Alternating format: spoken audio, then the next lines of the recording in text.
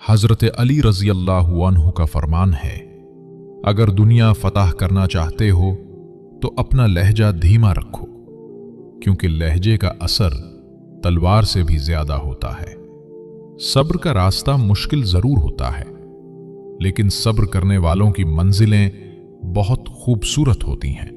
کسی پر تب تک بھروسہ نہ کرو جب تک تم اسے اپنے لیے غصے میں نہ دیکھ لو۔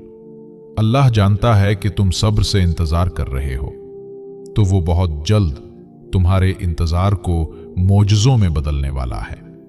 کبھی کبھی ایسا بھی ہوتا ہے کہ انسان ختم ہو رہا ہوتا ہے اور لوگوں کو لگتا ہے کہ وہ بدل گیا ہے۔ ہو سکتا ہے جس چیز کے لیے تم روتے ہو وہ بس تم سے ایک ہی دعا کی دوری پر ہو۔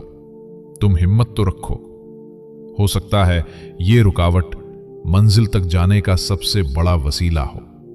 ہمارے نبی صلی اللہ علیہ وسلم نے فرمایا، اپنے نصیب کو کبھی برا مت کہا کرو، کیونکہ یہ تمہارا نصیب ہی ہے کہ تم میری امت میں ہو۔